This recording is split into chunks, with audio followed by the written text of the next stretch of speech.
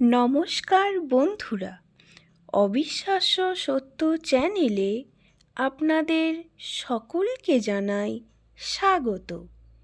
আজকে আমি যেই গাছ নিয়ে আলোচনা করতে চলেছি, এই গাছ সকলের বাড়িতেই থাকে। হিন্দু ধর্মে এই গাছকে দেবী রূপে পুজো করা হয়। হ্যাঁ বন্ধুরা, আমি আজ তুলসী গাছ নিয়েই কথা বলছি। এই গাছ হিন্দু ধর্মে খুবই পবিত্র একটি গাছ। এই গাছটি হিন্দু ধর্মে অনেকে মড়াই তলার সামনে অথবা পাশে গাছটি রোপণ করেন এবং প্রতিদিন নিয়মিত জল দেন এবং পুজো করা হয় এই গাছটিকে। এই গাছ বাড়িতে থাকা খুবই শুভ বলে মনে করা হয়। ভগবানের আশীর্বাদ পাওয়া যায় এই গাছ বাড়িতে থাকলে। তবে বন্ধুরা, এই গাছের এমন কিছু নিয়মবিধি আছে যেগুলি আপনারা না মানলে হতে পারে সংসারের বিরাট অমঙ্গল।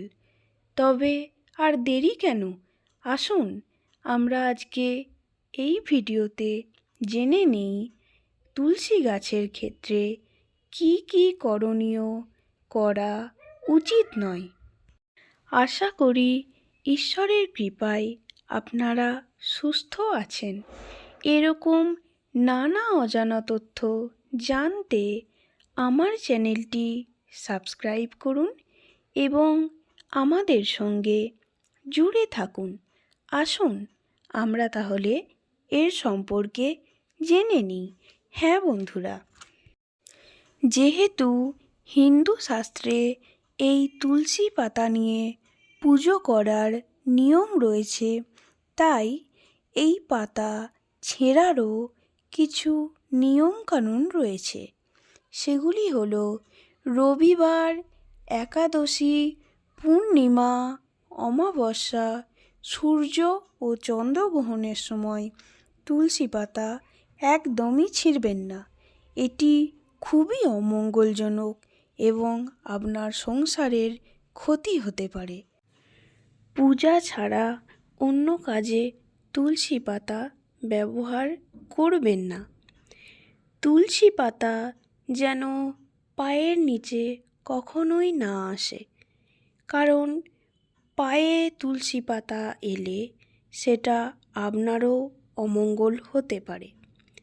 যেখানে সেখানে যেন তুলসী গাছ না জন্মায়, সেগুলো একটু খেয়াল রাখবেন। ভালো জায়গায় গাছগুলি বসাবেন যেন পায়ে না ঠেকে। রবিবার ও একাদশীর দিনে তুলসী গাছে কখনোই জল দেবেন না। এটা কিন্তু অনেক বড় একটা অমঙ্গল। অনেকেই জানে না, তবে এটি জেনে রাখুন। এবার আসি তুলসী গাছ বসানোর জায়গা। অন্ধকার ও নোংরা জায়গায় অথবা বাথরুমের কাছে তুলসী গাছ কখনোই বসাবেন না, কারণ এটি অতীব পবিত্র একটি গাছ। তুলসী গাছের পাশে জুতো, ঝাড়ু অথবা আবর্জনা কখনোই যেন না থাকে, কারণ এটি দেবতার আশীর্বাদ স্বরূপ একটি গাছ এবং এই গাছটিও আমাদের হিন্দু ধর্মে দেবী রূপে পূজিত হন। সুতরাং এই কাজগুলি কখনোই করবেন না। আর একটা কথা, গাছের পাশে কখনোই ভিজে জামা কাপড় রাখবেন না। এটি কিন্তু খুবই অমঙ্গলজনক একটি কাজ। তুলসী গাছ পরিচর্যার ক্ষেত্রে বলে রাখি, তুলসী গাছে কখনোই বেশি করে জল দেবেন না। এতে শিকড় পচে যেতে পারে এবং গাছটি দুর্বল হতে পারে। এবার আসি তুলসী পাতা কিভাবে আপনি তুলবেন। এক হাতের মাধ্যমে তুলসী পাতা কখনোই তুলবেন না। আপনি অপর একটি হাত দিয়ে ডান হাতের কনুইটি ধরুন এবং আস্তে আস্তে করে তুলসী পাতাটি তুলুন। যখন তুলবেন তখন খেয়াল রাখবেন তুলসী গাছের কাণ্ড যেন না ছেড়ে, শুধুমাত্র পাতাটিই যেন ছেড়ে। এছাড়াও গাছ শুকিয়ে গেলে শনিবার, মঙ্গলবার, পূর্ণিমা এবং বৃহস্পতিবারে যেন কখনোই ফেলবেন না, কারণ এটা একটি অমঙ্গলজনক কাজ। এছাড়াও অমাবস্যা ও যে কোনো পুজোর দিন বাদ দিয়ে ভালো দিন দেখে আপনি গাছটি বিসর্জন করুন। যদি ভুল করে পা লেগে যায়, মা তুলসীকে সঙ্গে সঙ্গে প্রণাম করুন এবং ক্ষমা চেয়ে নিন। গাছের নিচে দেবতার মূর্তি, ছবি কখনোই রাখবেন না। এটা কিন্তু অতি বড় একটি ভুল।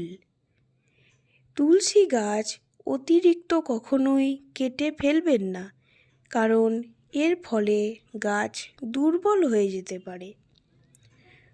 এছাড়াও সমস্ত পূজাতেই বলতে গেলে তুলসী পাতা ব্যবহৃত হয়, কিন্তু গণেশ দেবতাকে কখনোই তুলসী পাতা দিয়ে পুজো করবেন না। এছাড়াও নোংরা হাতে তুলসী পাতা তুলবেন না কখনোই, পবিত্র শুদ্ধ বস্ত্রে তুলবেন। এটা আপনারও জীবনে অনেক মঙ্গল বয়ে নিয়ে আসবে এবং সংসারেও উন্নতি হবে। হ্যাঁ বন্ধুরা, তুলসী গাছের এই নিয়মগুলি আপনি যদি মানতে পারেন, আপনার সংসার হয়ে উঠবে সুখ সমৃদ্ধিতে ভরপুর। আপনার জীবন হবে সুখ সমৃদ্ধিময়। পরিবারে অশান্তি কলহ কখনোই আসবে না। তো এই গাছটি আপনি ভালোভাবে পরিচর্যা করুন এবং এরকম আরও নানা তথ্য জানতে আমাদের সঙ্গে জুড়ে থাকুন। ধন্যবাদ।